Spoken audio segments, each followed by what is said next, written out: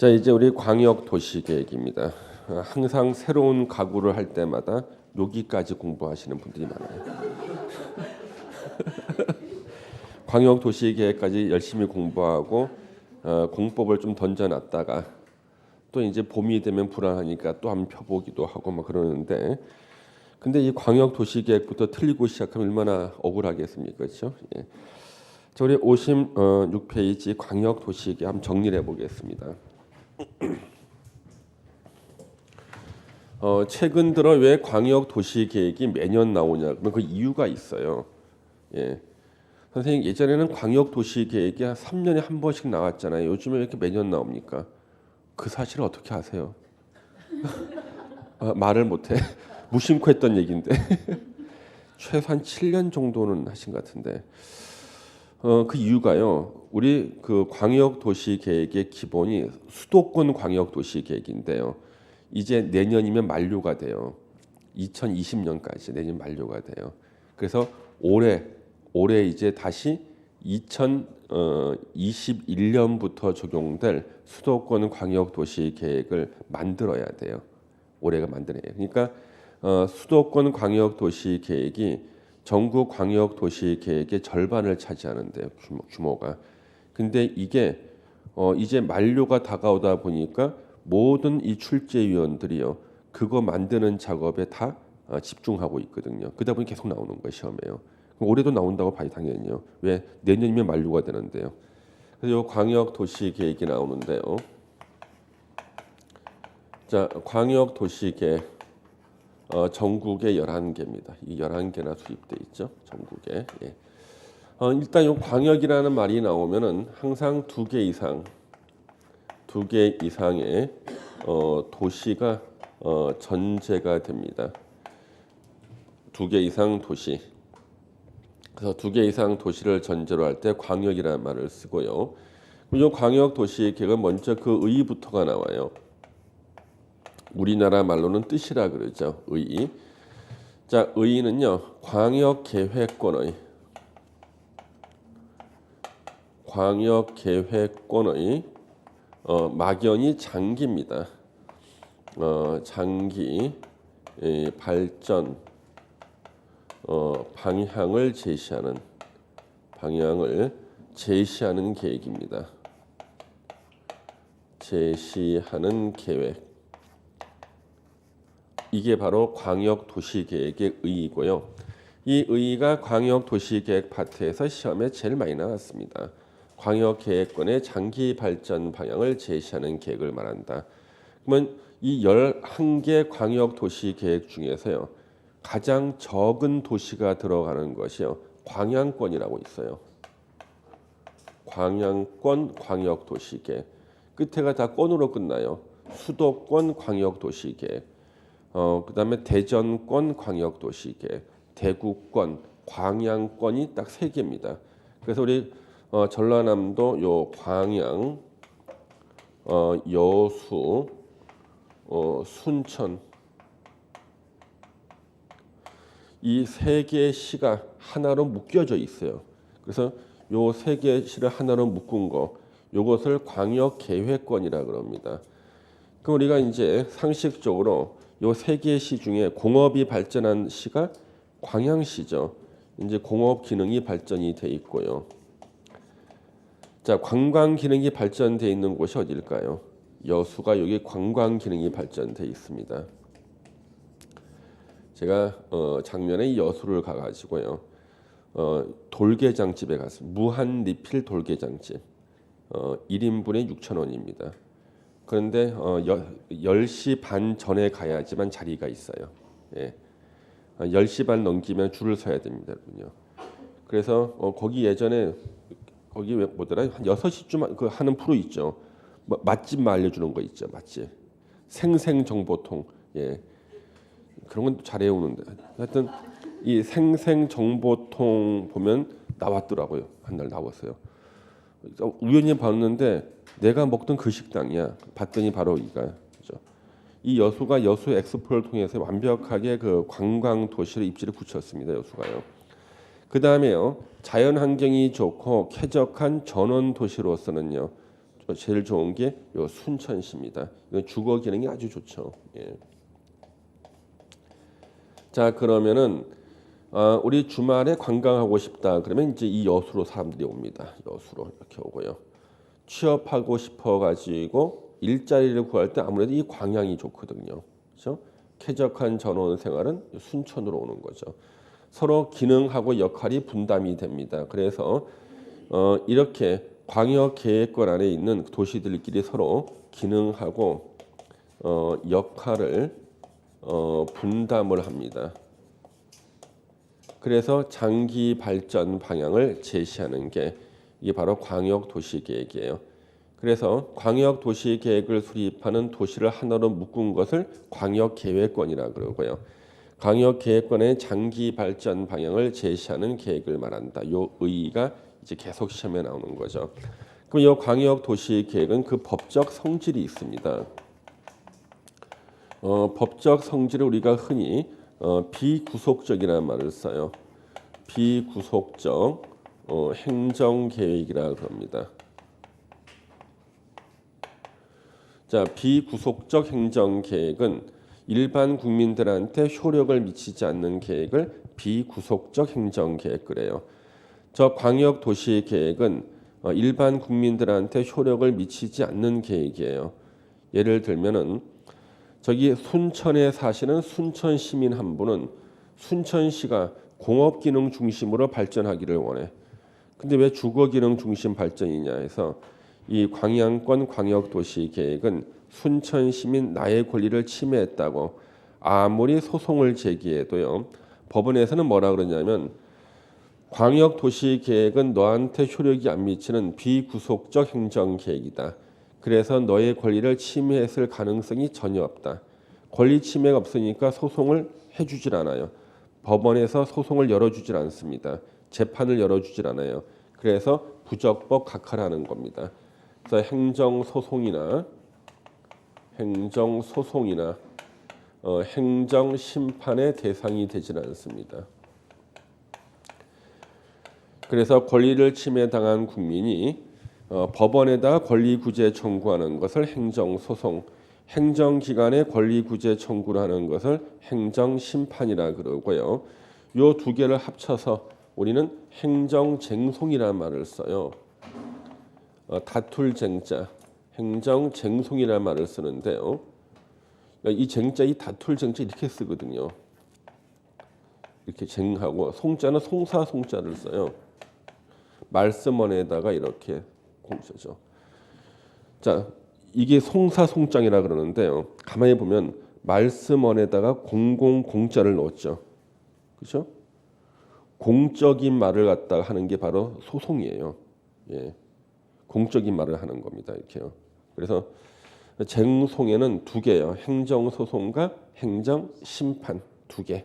그래서 법원에다가 권리구제 청구하는 것을 행정소송, 행정기관에다 권리를 구제해달라고 하는 것 행정심판 합쳐서 행정쟁송 그러는데 앞으로는 그냥 제가 행정소송의 대상이 되지 않는데 얘기할 거예요. 그럼 행정심판의 대상도 안 된다고 보시면 됩니다. 그래서 광역도시계획은요. 판례가 많을까요? 없을까요? 판례가 딱 하나밖에 없어요. 재판의 대상이 되지 않는다. 판례 하나야. 재판을 해야지 판례 생길 거 아니야. 예, 뭐든지 재판의 대상이 되지 안 된다는 판례 하나야. 예, 구체적인 판례는 없어요. 예, 그래서 광역 도시 계획을 수립했을 때 지역 주민들이 불만을 아무리 가져도요, 그냥 아무런 의미가 없어. 왜? 소송을 제기하지 못하니까. 그러면 서울 시민인 저 같은 경우는 아주 열받거든요. 강남역에 인천이라든가 경기도의 그 광역버스들이요. 전용 차선은 자기들만 들어가죠. 전용 차선이 아닌 차선은 또 지네들이 점령해요. 그래서 서울 차들은 그 근처에서는 아침 저녁 시간에는요. 빠져나가지를 못합니다.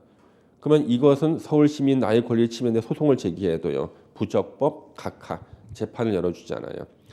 그러면 청구 기각은 뭐냐면요. 재판의 대상이 돼서 재판을 열어줬는데 재판을 청구한 자를 원고라 그래요. 원고의 청구가 이유 없을 때 다시 말하면 원고 패소 판결을 청구 기각이라 그럽니다. 재판의 대상이 안 될 때는 각하. 그 다음에 원고가 청구가 이유가 없을 때는 청구 기각이라 그래요. 재판을 아예 안 열어주는 거예요. 예. 법적 성질은 비구속 행정계획이다. 그러면 이 광역도시계획은요. 제일 먼저 해야 될 것이 광역계획권을 지정하는 거예요. 광역계획권을 지정합니다. 광역도시계획 수립하는 대상 지역인 광역계획권을 지정하는데 누가 지정권자가 되냐면 두 명이에요. 국토부 장관하고 도지사 두 명인데 국토부 장관은 언제 광역계획권을 지정하는가? 광역계획권이 두 개 이상 시도에 걸치는 경우입니다. 시도에 걸치는 경우 이때는 국토부 장관이 광역계획권을 지정해요. 이때 시도는요 5개를 말해요. 5개. 그래서 특별시, 광역시, 도에다가요. 그 다음에 세종특별자치시, 제주특별자치도까지 5개를 시도라 그래요. 아까 6명 시장 군수에는 도지사가 안 나오는데 시도에는 도지사가 나와요. 도도 나오고 도지사 나옵니다.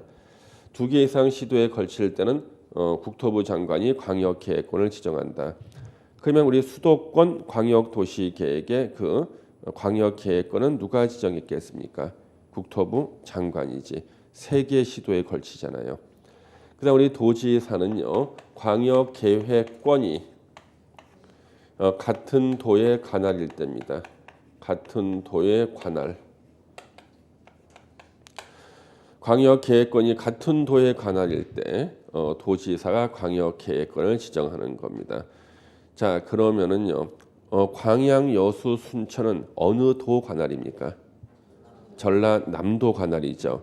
저 때는 광역계획권 누가 지정해야 돼요? 전라남도 도지사가 지정하는 겁니다.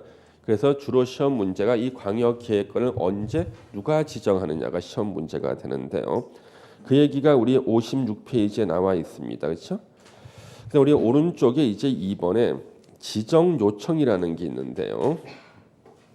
중앙행정기관의 장, 시도지사, 시장, 군수는 국토부 장관이나 도지사에게 광역계획권을 지정이나 또는 변경을 요청할 수가 있다. 그러면 의견 청취 및 심의를 보시면요. 국토부 장관이 지정할 때는요. 국토부 장관은 광역계획권을 지정하거나 변경하려면 관계 시도지사, 시장, 군수의 의견을 들은 후 중앙도시계획위원회 심의. 자, 중앙도시계획위원회는요. 국토부에 설치가 돼 있고요. 국토부 장관이 임명한 사람이고요. 이 사람들은 국토부 장관의 권한 행사에 대해서 심의를 해주는 역할을 해요. 그러니까 국토부 장관의 중요한 권한 행사에 대해서 심의를 해줍니다. 그럼 여러분들이 중도위 위원이라면요, 이거 반대하시겠습니까? 국토부 장관이 임명했고 국토부에 설치가 돼 있어. 예, 근데 이거 반대하겠습니까? 안 하죠. 예.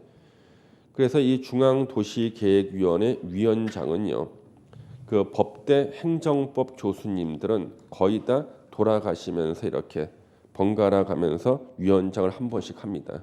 예. 그건 저는 중앙도시계획위원회라는 것을 법대 2학년 때 처음 알았습니다. 행정법 시간에 우리 교수님께서 중앙도시계획위원회 위원장이었어요. 위원장입니다. 그래가지고 한 학기의 절반이 휴강이었습니다. 우리는 한 학기의 절반. 행정법 시간에 아침에 오면은 조교형이 써요 칠판에 휴강. 무슨 일이냐 했더니 중앙도시계획위원회 회의에 참석하기 위해 가셨다는 거예요. 그래서 행정법 책이 1000페이지인데요. 교과서가 1000페이지인데 우리 진도 50페이지 나갔습니다. 한 학기 동안. 행정법의 의의가 50페이지까지가 의의야. 행정법의 의의까지 나왔어요. 우리 50. 그런데 그 교수님께서는 그 교수님 성함이 김도창 교수님이 계십니다. 옛날에 유명하신 분이에요. 김도창 교수님. 우리나라의 행정법을 도입한 교수님이세요. 인물 검색하면 나올 거예요. 김도창 아주 훌륭하신 분입니다. 석학이 석학. 예. 그 이 김도창 교수님께서요. 한 번만 출석을 하고 시험을 100지를 내도 B 플러스를 주시는 거예요. 한 번만 출석하고 시험 100지를 내 중간 기말고사 다 100지라도 B 플러스고요.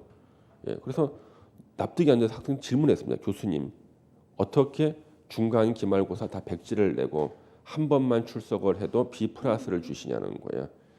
나한테 한 번만 수업을 들어도 그 정도의 가치가 있다는 거예요. B 플러스에. 이 석학의 이 자신감이 대단하지 않습니까? 대단한 거예요. 예, 그래서 대단하구나. 그다음 제가 이제 대학원을 다니는데 대학원에 지금 우리 공부하는 이 도시 및 주거환경 정비법이 예전에는 도시재개발법이었거든요. 도시재개발법을 수강하는 자가 없어요. 예, 5명이 안 되면 폐강이라서 교수님은 실직해요. 그래서 이제 수강 신청만 하면은 비학점을 주겠다는 거예요. 그래서 저는 학점에 눈이 어두워서 일단 신청했습니다. 예의상 첫날은 나가야 될 거 아니야. 개강 첫날은 딱 나갔는데 나 혼자 나와 있는 거야. 5명이 수강 신청했는데 다음 시간에 자네가 안 나오면은 진도를 못 나간다는 거예요. 그거 어떻게 해요? 코가 낀 거야 이제. 예, 내낀 거야 내가. 그래서 가가지고 항상 그냥 문답식으로 수업을 하는 거죠. 왜? 개인지도인 거예요. 개인지도.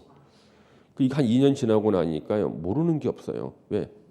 세상에 이 석학을 갖다가 제가 어디서 개인 지도를 받겠어요. 그렇죠? 그때까지만 해도 부동산에 대해서 사람이 잘 몰랐었을 때입니다. 예.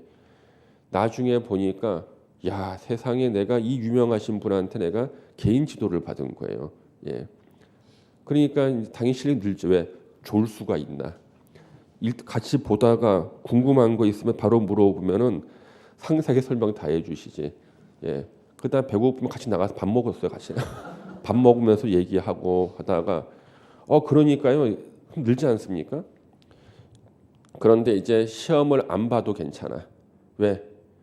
그 교수님은 한 번만 출석해도 A 제로를 주겠다는 거야. 그 이유가 뭐냐 그러면 나한테 한 번만 출석을 해도 A 제로의 가치가 있다는 거예요. 예. 근데 저는 이게 농담인 줄 알았어요. 농담이 아닌 거였어요. 이 교수님께서 독일에서 박사학위를 받으신 거예요. 독일 박사에 받는데 학위만 받고 오신 게 아니라 독일 법과대학에서 교수를 하셨어요. 독일 상대로 교수하신 거예요. 그런데 왜 그렇게 이름이 안 알려지는가 했더니 귀국하시기 직전에 말을 잘못하셨어요. 유신 헌법은 잘못된 거다 하시고 딱 귀국했더니 까만 안경을 쓴 직원들이 앞에 대기하고 있는 거 비행기 밑에 대기하고 있었습니다. 예. 그래서 이제 풀려나시고 그랬는데 그래서 그 교수님께서 그냥 지나가시는 말씀으로 혹시 독일 유학 가고 싶으면은 독일에 그 명문대학이 많잖아요. 자기한테 추천장을 받아가래요. 그러면 외국인들은 기초 과정 2년을 해야지만 본 과정에 들어갈 수가 있는데 2년을 면제시켜 주더라고요. 자기가 자기 학교에서 박사학위를 준 사람의 제자면은 똑같이 제자를 인정을 해줘요. 독일 대학에서요. 그래가지고 제 친구들이 못 모르고 독일어도 잘 못하면서 다 추천장을 받아갔다가 다 낙제했잖아요. 2년 기본 과정 면제하고 바로 본 과정 박사학위 들어간 거예요. 예, 근데 다 낙제했잖아요. 예, 그래서 그런 분들은 내 강의를 한 타임만 하루만 들어도 A 플러스 A 제로의 가치가 있다 막 그러는 것들입니다. 예. 근데 이제 여러분들은 제 강의는 계속 들어야지만 성적이 나와요. 한 번은 끝내 절대 아니야. 결론은 뭐냐 그러면은 저는 절대 석학이 아니기 때문에 여러분들은 빠짐없이 다 들으라는 거예요. 예, 빠짐없이. 그 옛날에 중도위 위원장이셨던 이 김도창 교수님께서 항상 회의를 가시는 거예요. 그래서 제가 그 조교 형한테 물어봤죠. 형, 그분이 가방 들고 가니까 중도위 심의는 어떻게 하는 건데 물어봤거든요. 예, 중도위 심의를 어떻게 하냐 물어봤더니 그냥 모여서 이런저런 말씀하신다는 거예요. 이런저런 이게 심의야. 근데 다음에 만나서 다시 한번 식사하자 그러면 서기가 써요. 재심의를 의결하셨다는 거예요. 예, 다시 만나자면 재심의야. 재심의. 예. 그래서 심의라는 것이 어떤 건가 봤더니 모여서 이런저런 얘기를 하시더라. 이게 다 심의입니다. 예, 이런저런 얘기하시더라. 그럼 여기서 반대하겠습니까? 안 하죠. 예. 다 국토부 장관이 임명했고 국토부에 설치가 돼 있고요. 국토부 장관의 중요한 권한 행사에는 다 중도의 심의를 거쳐야 합니다. 그다음 거기 가로 2번에 도지사가 지정할 때 나오죠. 중앙행정기관의 장, 시도지사, 시장, 군수의 의견을 듣고 지방에 설치가 되어 있는 지방도시계획위원회 심의를 거쳐야 되는데 작년까지는 이 부분을 안 가르쳐도 됩니다만은 올해 시험을 대비해서는요. 제가 이걸 가르쳐야 돼요. 최근에 문제를 봤어요. 어디선가. 거기 보시면 지금 국토부 장관이 지정하는 경우를 보시면은 누구의 의견을 듣냐면 시도지사, 시장, 군수죠. 도지사가 지정할 때는요. 시도지사, 시장, 군수가 있고 한 명이 더 있지. 관계 중앙행정기관의 장이 나오죠. 야, 그러니까 왠지 국토부 장관이 지정할 때 관계 중앙행정기관의 장의 의견을 들을 것처럼 보이는데 그게 아니라 도지사가 지정할 때 관계 중앙행정기관의 장의 의견을 듣는 거예요. 그래서 광역계획권 지정할 때 국토부 장관이 국방부나 환경부 장관 의견 안 들어요. 도지사가 지정할 때 들어야 되는 거예요. 예. 요것을 갖다가 문제로 만들더라. 그래서 국토부 장관이 지정할 때 중앙행정기관의 장을 딱 써놓습니다. 요거 아직 시험에 안 나왔거든요. 한번 봐두시고요. 4번에 통보 지정했을 때는 이제 시도지사, 시장, 군수에게 사실을 통보해야 되고요. 그다음 우리 요 광역도시계획. 여러분들은 혹시나 행정 관련해서 행정기관에 문제가 됐다 그러면은 누가 그렇게 주장했냐 그러면 그냥 김도찬 교수님이라고 얘기하세요. 여러분들이 그 제자의 제자니까 그냥 김도찬 교수님 제자인 거야 그냥. 예. 그래서 야, 독일 사람들 진짜 대단하더라고요. 자기네들이 박사학위를 준 사람이 추천장을 보내면은 무조건 자기 학교 학생으로 인정을 해줘 버립니다. 이렇게요. 예, 대단하죠, 이렇게요. 그래서 지금 여기 수립권자가 나오는데요. 여기에 수립권자가 나옵니다. 수립권자 이렇게 나오는데 올해는 이 수립권자를 좀 봐둘 필요가 있어요. 지금 광역도시계획을 계속 시험 내다 보니까요. 이제 기존에 냈던 거 외에 이제 안 냈던 부분에서 문제를 만들고 있거든요. 그래서 자주 나온 부분은요. 이제 새로운 유형의 문제를 또 만들 수밖에 없어요. 이 수리권자 이 원칙은 어떤 거냐 그러면요. 이제 원칙적으로 이 수리권자가 되는 게 우리 수리권자가 될 수 있는 사람은요. 국토부 장관도 될 수가 있고요. 시도지사도 될 수가 있고요. 시장 군수도 될 수가 있습니다. 국토부 장관, 시도지사, 시장 군수. 자, 원칙적으로는요. 이제 먼저 시장 군수가 공동으로 수립하는 경우가 있어요. 공동 수립을 해야 되는 경우 의무적으로. 이때는 광역 계획권이 같은 도에 관할일 때입니다. 같은 도에 관할일 때예요. 이걸 함정을 판다는 거지 지금 이걸 가지고요. 광역 계획권이 같은 도에 관할일 때는 도지사가 수립한다. 맞아요, 틀려요? 광역 계획권이 같은 도에 관할일 때 광역 계획권을 지정하는 사람이 도지사고 수립은요. 시장 군수가 공동 수립이에요. 그러면 저기서 광양, 여수, 순천 시장 저희는 군수가 없으니까 세 명 다 시장이죠. 세 명의 시장이 공동 수립하는 거예요. 저 때는요. 예. 그 다음에 두 번째 시도지사는 총 몇 명입니까? 5명이야. 이거는 5명. 특별시장, 광역시장, 도지사에 2명 더해지는 거. 세종하고 제주. 공동 수립을 해야 되는 경우는 광역계획권이 2개 이상 시도에 걸치는 경우. 자, 그러면 이것도 시험 문제를 내요. 광역계획권이 2개 이상 시도에 걸칠 때는 국토부 장관이 수립한다. 아니지. 2개 이상 걸칠 때 광역계획권 지정이 국토부 장관이고요. 수립은 시도지사 공동 수립이에요. 예. 들을 때는 맞힐 것 같은데 막상 시합에 나가면은 안 돼. 예. 우리 주변에 보면은요, 진짜 연습할 때는 걔가 최고인데 시합에만 나가면은 제 실력을 발휘 못하는 선수들이 있어요. 예. 그런 선수들이 우리 중개사 학원에 제일 많아요. 학원에. 저분이 시험이 안 되면 붙을 사람이 없었거든요. 올해 저한테 배운 그 다른 학원 학생이요. 모의고사도 한 3등 정도 해요. 저분이 시험 안 붙으면 붙을 사람이 없어요. 그 다음에 그분 뒷자리에 앉아 있던 분은요. 실력이 좀 우스운 실력이었습니다. 예. 어쩔 때는 한 20등, 25등 아니면 한 30등 바뀐데 근데 그분은 모의고사가 어렵던 쉽던 항상 62, 3점이었거든요. 이번에도 61점인가를 붙었어요. 그러니까 문제가 아무리 쉬워도 63점, 문제가 어려워도 61점. 항상 그 점수인 거예요. 그러니까 사람들이 우습다고 이제 우스운 실력이다. 근데 그 앞에 앉아 있는 언니는 85점, 88점 뭐 이렇게만 받는 모의고사 점수를. 그런데 시험장에 가서 막상 시합에 들어가니까요. 예. 안정적인 점수 61점 합격. 예. 어이없이 과락당하는 분이 계셨습니다. 과락이에요. 예. 어이없이. 왜? 문제를 풀다가 시간 배분 잘못하는 거예요.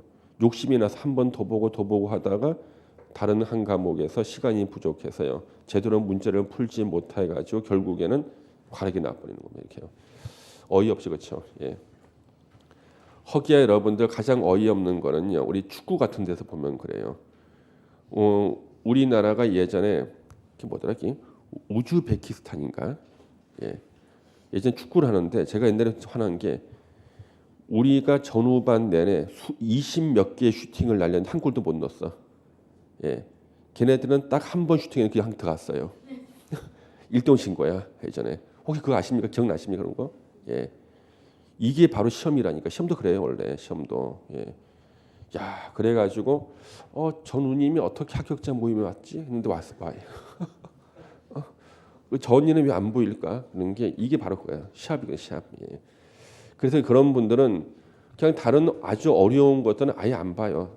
자기는 90점도 필요 없고 할 수 없대요. 나는 이것만 할 거예요. 자기는 이 책 저 책도 무거워서 싫어해.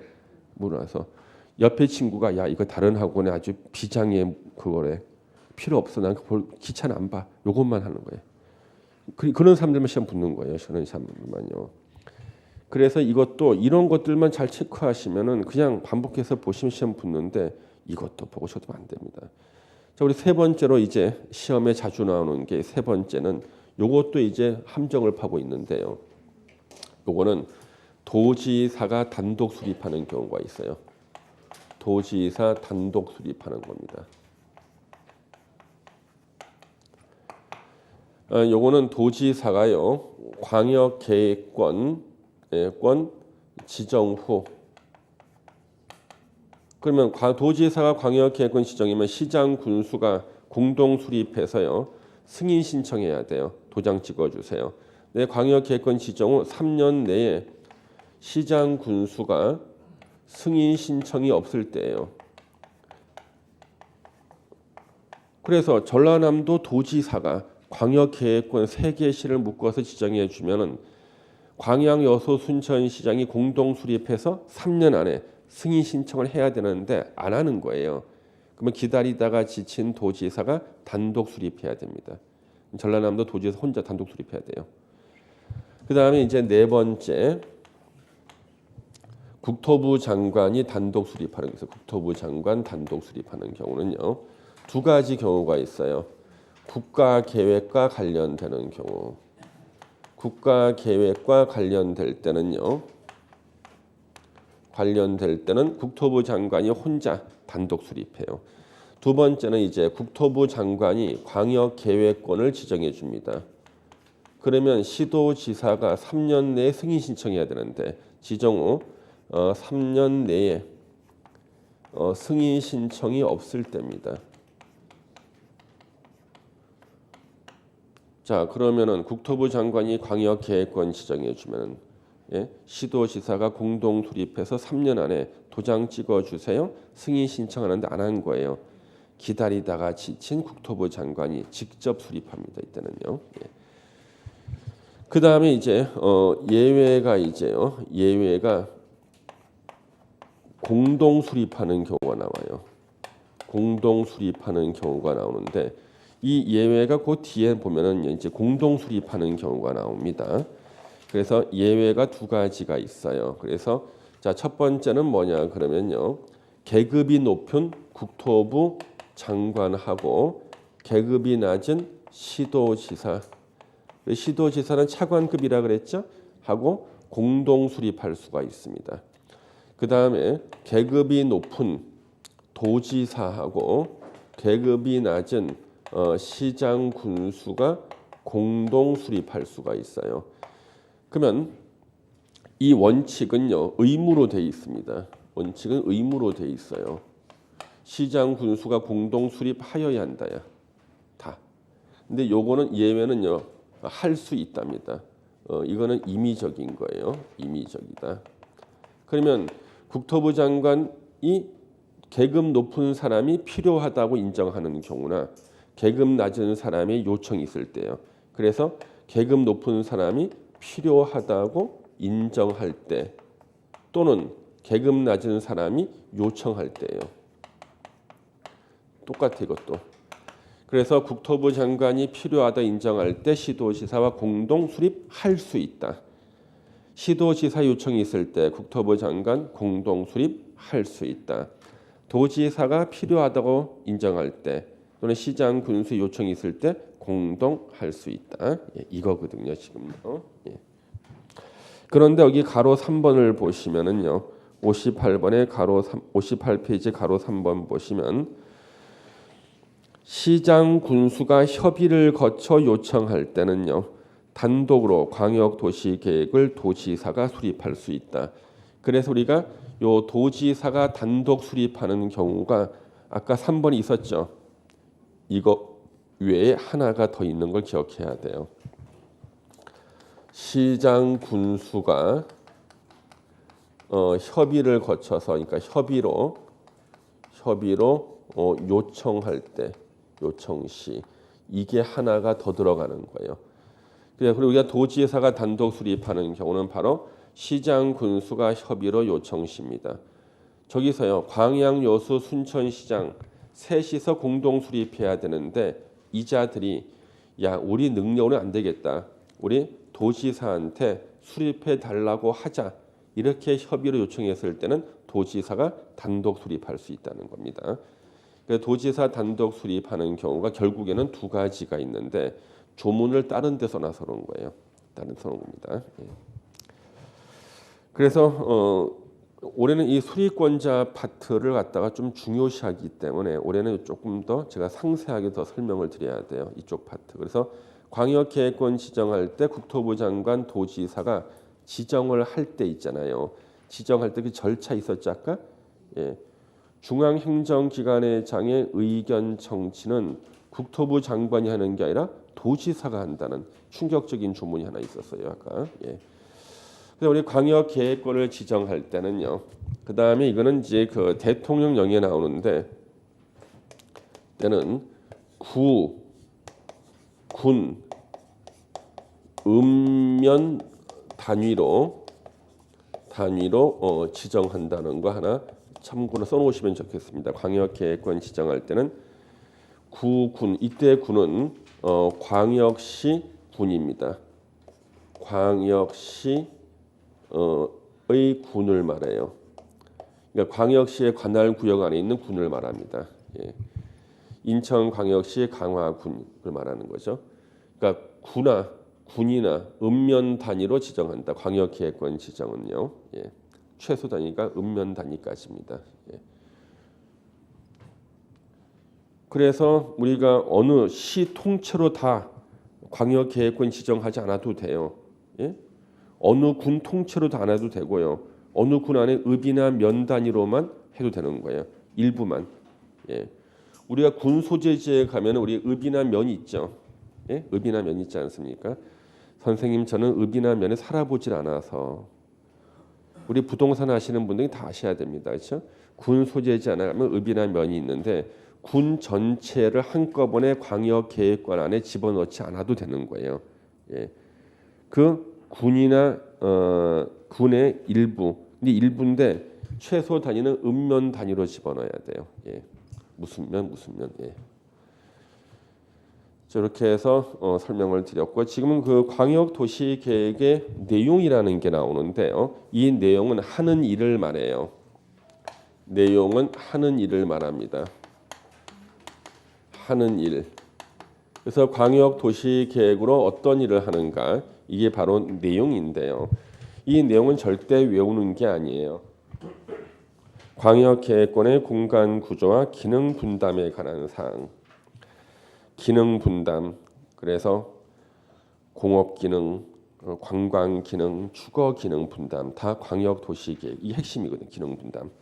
광역 계획권의 녹지 관리 체계와 환경 보전. 이 녹지 관리 체계가 바로 그린 벨트를 말합니다. 지금 이게 그린 벨트요. 실제로 우리 광역 도시 계획 보잖아요. 내용의 절반이 그린 벨트 얘기가 나와요. 거의 절반이요. 그럼 우리 수도권 광역 도시 계획이 있죠.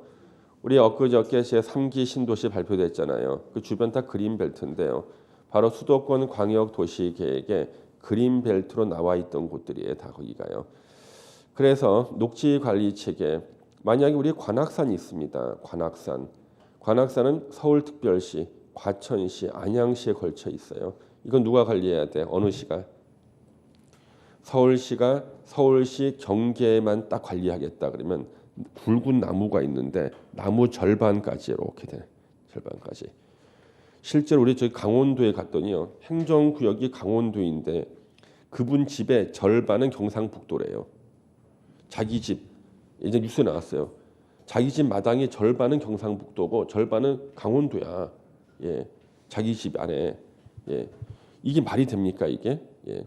그러면 우리도 경기도 일대 서울하고 저기 어디야? 독산동인가 어디 보면은 아파트 단지 절반은 경기도고요.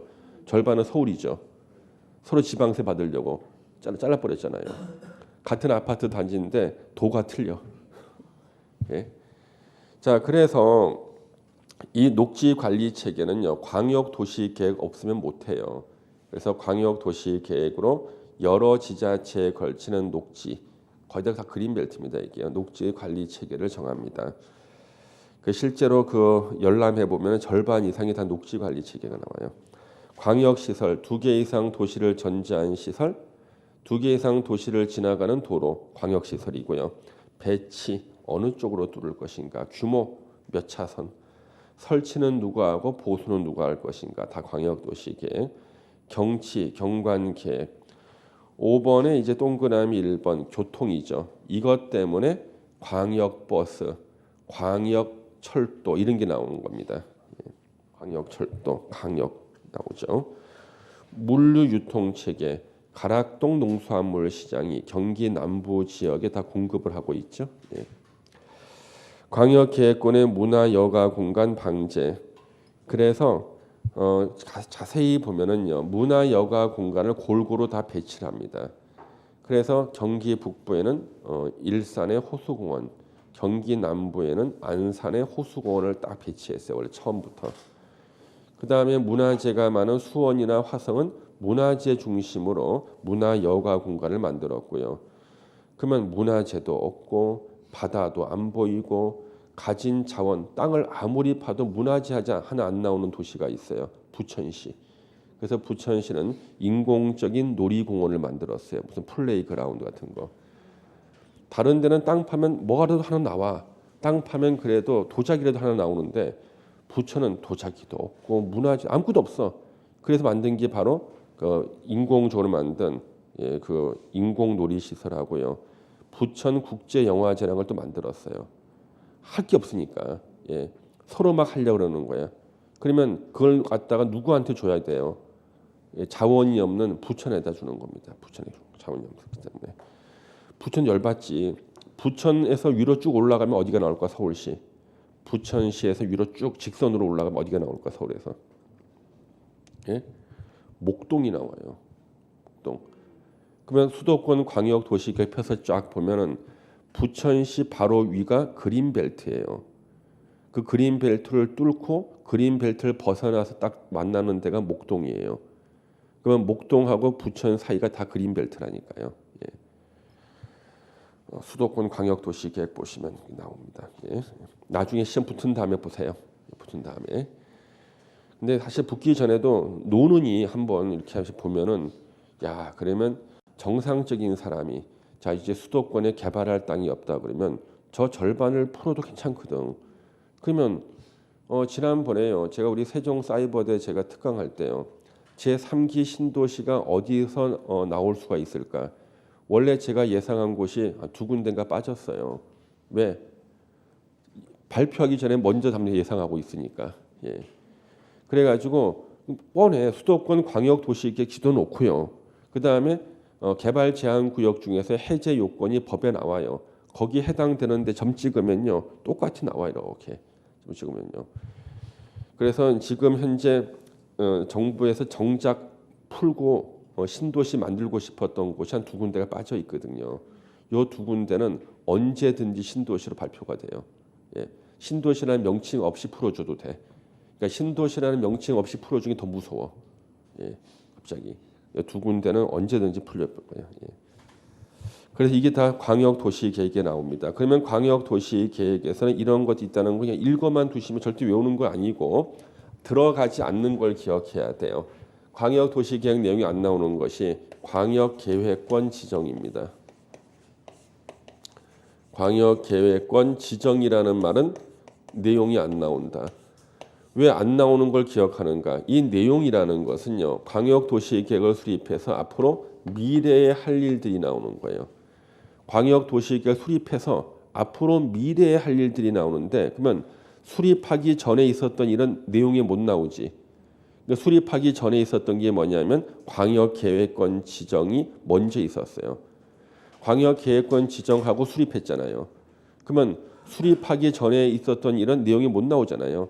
미래 할 일들만 나오는 거니까. 그래서 이것이 나오면 틀린다고요. 틀린 질문 쓰는 거지. 그 다음에 오른쪽에 광역도시계획의 이제 수립 절차. 다음 페이지 넘기면은 이제 그 다음까지 승인 절차가 나오는데 우리가 수립하고 승인 절차 또 공부를 해보겠습니다. 수립 절차가 올해 또 전면 개정이 됐기 때문에 수립하고 승인 절차. 자, 수립 승인 절차. 제일 먼저 기초조사라는 게 나옵니다. 기초조사가 이렇게 나와요. 기초조사. 여기 칠판 위에는 다 깨끗하네 위가. 여기까지 쓰실 만한 교수님이 안 계시나 보네 키가. 요 위는 별로 안 따랐어요 위가. 그래서 물론 우리 뭐 이재준 선생님 못 쓰시겠죠 여기까지. 그렇죠? 이세법 예. 그래서 여기 아주 깨끗하네 아주 너무 좋네 여기. 여기 써야겠다. 기초 조사를 합니다. 요거는 기초 조사는 조사 측량 조사 측량하는 게 바로 기초 조사고요. 요거는 할 수 있다고 돼 있어요. 아니 하여야 한다. 의무로 돼 있습니다. 의무적이다. 기초 조사하는 방법은 조사 측량인데 조사 측량 하여야 한답니다. 요 밑에 요 끝나고 나면 이제 공청회라는 게 있어요. 공청회를 거치는데요. 이 공청회는 두 개 부류의 사람이 나옵니다. 일이 생기면은 이렇게 들어 눕는 사람들이 있어요. 주민이라고 불러요. 저같이 입만 사는 사람을 갖다가 우리는 전문가라 그럽니다. 그래서 공청회는 주민과 전문가가 나와서 의견을 제시하고 공청회에서 제시된 의견이 타당하다고 인정할 이것을 반영해야 됩니다. 역시 이것도 의무적인 절차예요.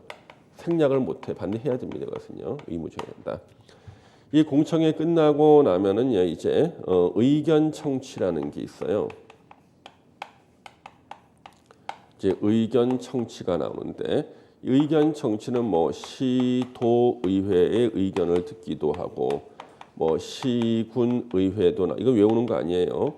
그다음에 시장 군수 이런 사람들의 이제 의견을 듣는다는 말이 나와요. 이 의견 청취 끝나고 나면은 이제 수립권자가 수립을 하는 겁니다. 수립. 이때 이 수립권자가 이것을 수립을 하게 되는데요. 그래서 우리가 저기 나왔던 저 수립권자들이 수립을 하는 거예요. 이렇게 수립합니다. 수립. 그러면 수립한 것으로 끝나는 게 아니에요. 도장을 받는 것이 승인입니다. 도장. 그래서 도장 찍어 주세요 하는 것이 다음 단계가 승인 신청이 나와요. 승인 신청이 이렇게 나오고 승인 신청을 받으면 이제 승인권자가 도장을 찍어주기 시작하는데 도장 찍기 위해서 거쳐야 되는 절차가 있어요. 자, 승인 신청했을 때 바로 도장 찍어주는 게 아니라 관계 행정기관의 장과 협의와 그다음에 도시계획위원회 심의를 거쳐서요 도장을 꽝 찍어줘요. 이게 승인이에요. 승인. 그래서 이걸 거쳐서 승인한다. 그러면 승인권자는 누구냐 그러면요. 다시 설명을 드리겠지만 승인권자는 국토부 장관도 승인권자가 되고 도지사도 승인권자가 되는데 국토부 장관은 언제 승인권자가 되는가 뻔하죠. 시도지사가 공동 수립했을 때 시도지사가 공동으로 수립했을 때는 누구한테 승인 받아야 돼요? 국토부 장관. 근데 아까 우리가 도지사 단독 수립하는 경우 있었죠. 그래서 도지사는 승인 안 받아요. 도지사는 혼자 수립했을 때는 승인 안 받아. 그 이유가 도지사 얘도 승인권자거든. 그래서 시도지사 공동 수립했을 때는 국토부 장관한테 승인을 받는데 도지사 혼자 수립했을 때는 국토부 장관 승인 안 받아요. 예. 도지사는요 시장 군수가 공동 수립했을 때 도지사가 승인권자가 돼요. 그래서 이렇게 승인하고 난 다음에 끝나는 게 아니라 다시 돌려줘야 됩니다. 이것을 갖다가 이제 송부라고 합니다. 송부. 초등학교 때 우리 공책에다가 숙제를 하면요 선생님께서 도장을 찍어줍니다. 참 잘했어요 도장. 예. 그래서 참 잘했어요 도장을 이렇게 찍어주고 공책을 가져가신 게 아니죠. 다시 돌려주지 않습니까? 이걸 송부라 그래요. 송부는 두 갈래로 합니다. 수립해서 가지고 온 이 시도지사한테 송부해 주기도 하고요. 그 다음에 관계 행정기관의 장한테 행정기관의 장한테 참고로 송부해 주고요. 송부받은 이 지자체장은요 지역 주민들한테 공고하고 확정된 것을 다 열람을 시켜줍니다. 이때 열람 기간은 30일 이상 열람을 시켜주는 거예요. 공고하고 열람 시켜줘요.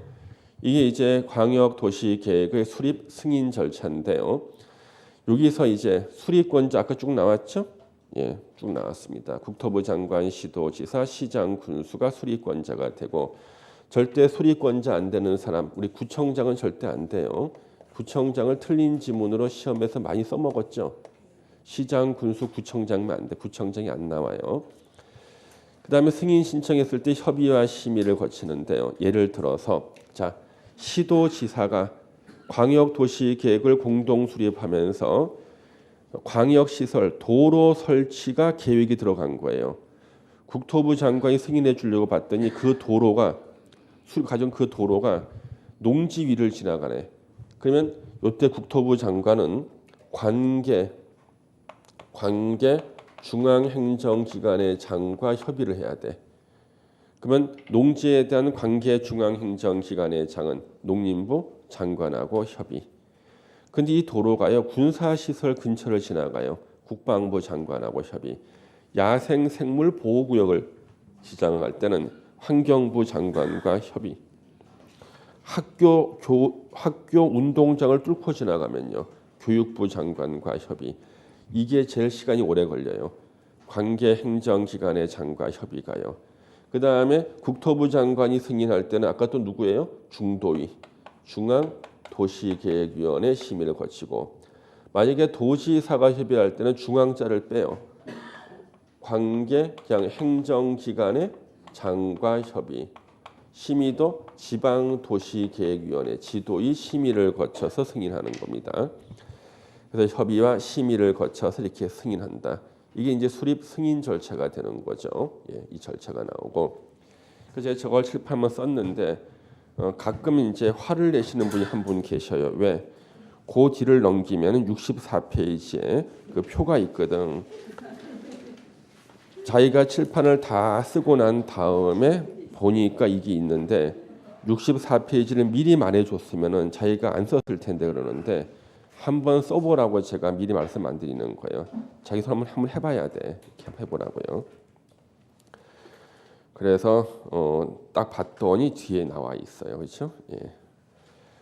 그래서 칠판하고 똑같은데요. 아, 같은 사람이 그려서 그래서 같아. 예. 59페이지. 그래서 이제 기초조사가 나오잖아요. 수립 절차가 올해 이거 개정이 돼 버렸어요. 그래서 좀 보셔야 되는 게 기초조사. 자, 조사 측량. 기초조사는 방법이 조사 측량이에요. 그래서 조사 측량 하여야 한다고 네 번째 줄에 나오죠. 그리고 이하 이것을 뭐라 그래요? 기초조사라 한다야. 선생님 작년에는 조사 측량 뒤에 이것을 기초조사를 한다는 말이 없었잖아요. 맞아요. 없어서 작년에. 분명히 기초조사를 조사 측량이라고 쓰면서 기초조사가 조사 측량이라는 것이 같은 말이라는 것을 써놓는 조문이 없었거든요. 올해 써놓은 거예요. 그것까지 기억할 정도인데. 그 다음에 보시면은요, 기초조사를 함에 있어서 조사할 사항에 관해서 다른 법령 규정에 의해서 조사 측량한 자료가 있을 때는 이를 활용할 수 있다. 올해 신설된 조문이에요. 반갈 2번 자료 제출 요청. 그래서 관계행정기관의 장애에게 자료 제출 요청할 수 있다. 예를 들어서 광양, 여수, 순천 저 세 개 시에서요. 광역도시계획 수립할 때 기상 관련 자료가 필요해. 기상 관련 자료. 1년에 비는 며칠이나 오는지. 그 다음에 평균 온도는 어떻게 되는지 이런 것도 필요하잖아요. 그랬을 때는 누구한테? 기상청장한테 자료 제출 요청하는 거예요. 관계행정기관의장은 특별한 사유 없으면 이에 따라야 됩니다. 요청에. 뒤로 딱 넘겼더니 조사 측량 의뢰가 나오죠. 1번 전문기관에 의뢰할 수가 있고요. 동그라미 2번이 올해 신설된 거예요. 동그라미 2번, 3번이 올해 신설됐어요. 그래서 국토부 장관 등등이 기초조사 실시했을 때는 기초조사 정보 체계를 구축 운영해야 된다. 아, 올해 신설된 거. 기초조사 정보 체계. 이게 들어왔어요. 갈수록 늘어나는구나. 그렇죠? 예, 기초조사 정보 체계를 구축 운영이 되고요. 예. 그다음에 이제 기억번부터는 이제 한 번씩 이런 게 있는가 보다 이렇게 보시는데 거기에서 동그라미 3번을 일단 넘어가시고 자세한 거 보지 마시고요. 위에 보시면 국토부 장관 등등 기초조사 정보 체계를 구축하는 경우에는 등록된 정보의 현황을 자 5년마다 확인하고 변동 사항을 반영해야 된다. 5년 밑줄 쳐야겠죠. 5년. 예, 또 5년 나왔습니다. 예. 그다음에 이제 오른쪽에 이제 공청회가 나오는데요.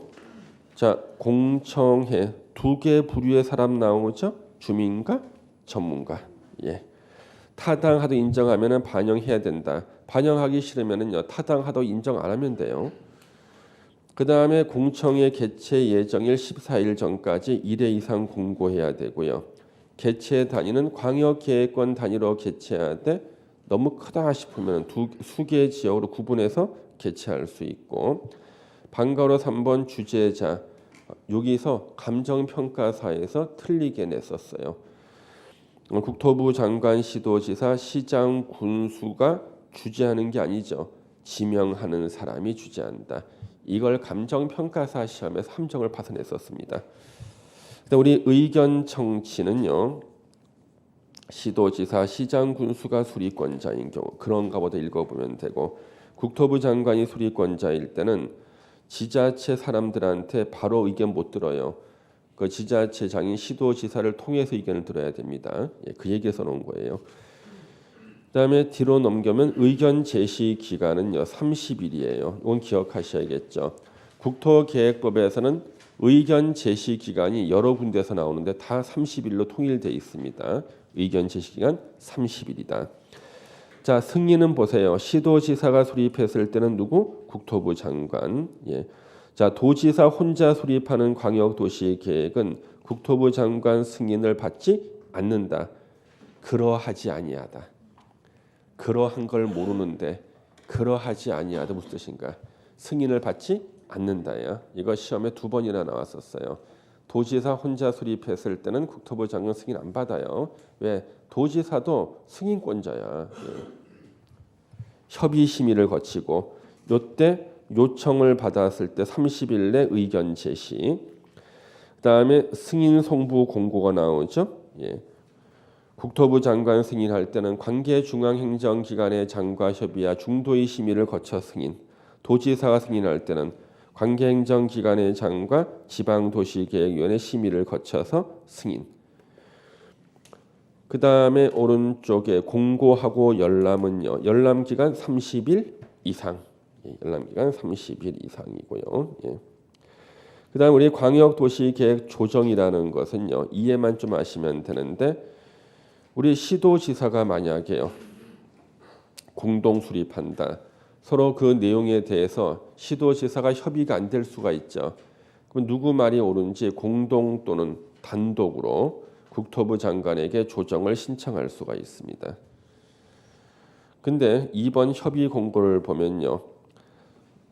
다 같이 시도지사가 다 같이 왔을 때는 얘기 다 들어주고 조정하면 되는데 단독으로 조정 신청을 받았을 때는 나는 이 말만 듣고 판단해 줄 수 없다. 다시 한번 협의해봐라. 협의를 권고할 수 있다는 거 체크. 예. 3번의 조정 절차 국토부 장관은요. 중도의 심의를 거쳐서 내용을 조정해야 됩니다. 그 다음에 광역도시계획을 수립하는 자는 조정 결과를 광역도시계획에 반영해야 됩니다. 예.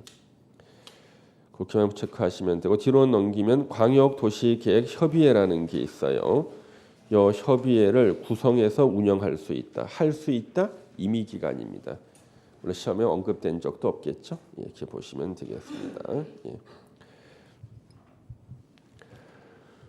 자, 그러면 우리 작년에 나왔던 29회 우리가 30회 대비죠. 작년 29회 기출문제 한번 보겠습니다. 광역도시계획에 관한 설명으로 틀린 것을 찾아라. 1번 중앙행정기관의 장, 시도지사, 시장, 군수는 국토부 장관이나 도지사에게 광역계획권 변경을 요청할 수 있다. 맞아 이거요. 예. 같이 묶어놨거든요. 국토부 장관, 도지사 다 묶어놨잖아. 예.